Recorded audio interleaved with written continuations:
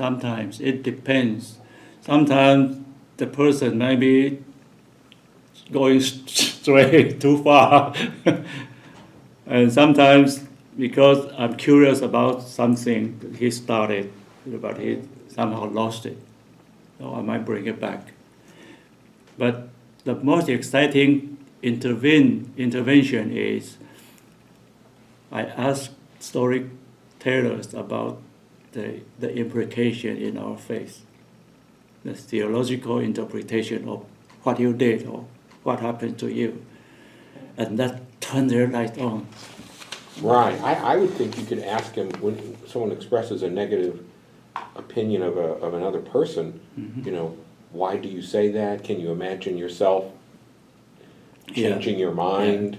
Yeah. You kind of finesse him into editing himself.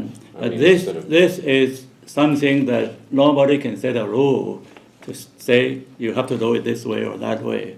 It's a free form, and even I cannot say I got it right this time. Perhaps after I review the recording, I say, gee, I wish I asked question another way. It happened. I would say don't worry too much about that, and just let it flow spontaneously. And if you hear it, you hear it. If we did it more frequently, after some experience, we will get more sense about what to ask. And perhaps one way to learn it is to watch the talk show. See how this talk show host lead the question, lead the conversation. But everyone is different. And you have your own framework, you have your own agenda. And I suggest that in a church, when we encourage people to tell story, actually we encourage them to do testimony. That's my framework. To glorify God or to glorify the act of God, somebody's action. But you don't have to say it explicitly. You don't have to interpret, say this is, God sent this guy to me to do this. You don't have to say that. If they say that, I might say, how do you know? How do you know this is God's will? I might challenge that. Because a lot of people do that. Right? A lot of people say, God told me to do this. But anyway, it's creative. There's no rule. I mean, in my knowledge, in my experience, there's no rule, and I don't worry about the rule. Because my sensitivity will grow, my ability will advance. And this is a good thing to train our congregation. Train our congregation to listen and think about what you hear, think about how you help others to see their life, to see their grace. I think this is a good. It sounds kind of like, therapy, psychological, Freud called what he did the talking cure, where you talk and you kind of get healthier from listening to yourself. You talk out loud, you listen to yourself talk out loud, you figure out, you get objectivity by hearing yourself talk, and then that makes you, better, sounder, healthier. And I tried not to pose as an expert or as a senior, as somebody who coach.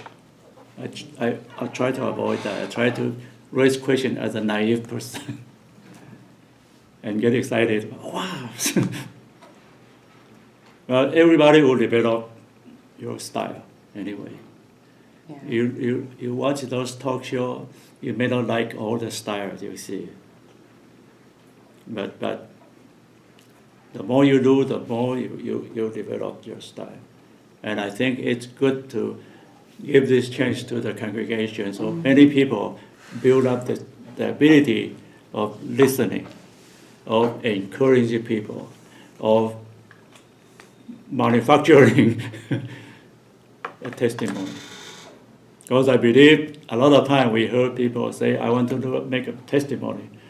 But then you end up saying, so what's testimony? What do you testify? A lot of time it happens. But in a church, we talk about testimony for a long time. But I haven't heard of anybody really teach or elaborate on how to do a testimony, right? Mm-hmm. I haven't heard of it. I don't know if any seminary teach that. What's good testimony? What's poor testimony? What to do? What to avoid? And what do you do after somebody shares a testimony with you? Well, what would be your answer or your response? What is good testimony? What's included? How do you do it? I look back into the Bible. The Bible, especially the New Testament, has a lot testimony, but none of them intentional. They just capture the story and pass it to us. That's the simplest way. I remember one of the stories, a young guy sitting at the window and fell off the window, right? And that turned into a testimony. The young guy didn't know that he was doing it. Or the storyteller didn't know that he was doing it, doing the testimony. You just tell the story. So I try to keep the storytelling and testimony separate. The storyteller can say, I'm doing a testimony.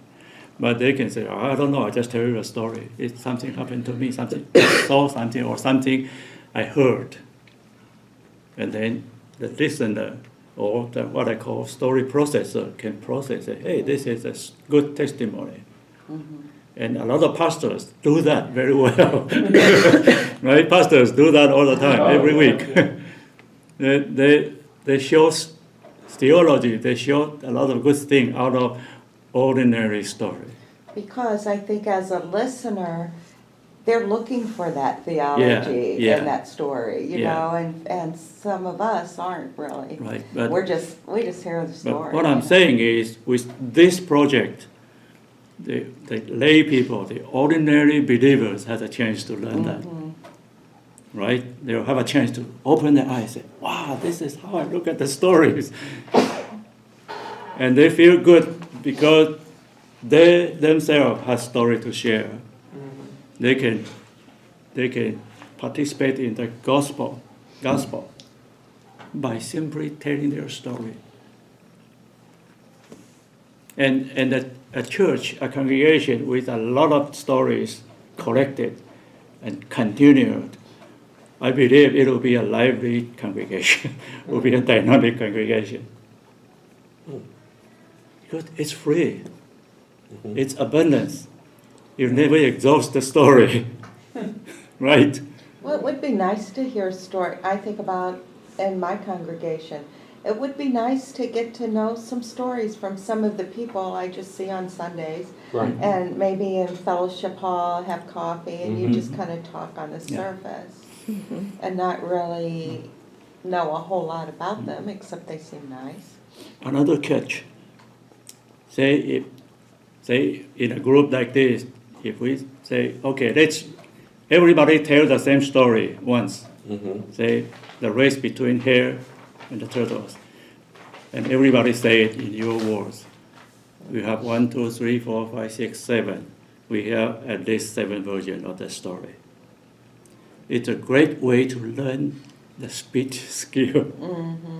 You learn the presentation.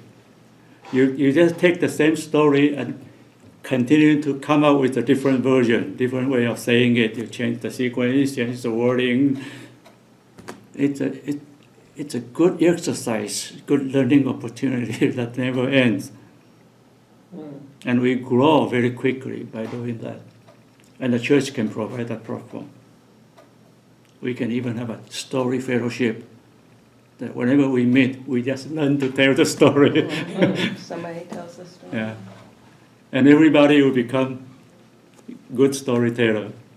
It's kind of like the old campfire stories and sitting around, you know, like in the old West days where they sat around the Cracker Barrel or the and the church can compile those stories in a CD or DVD, put it included in a package for the visitor.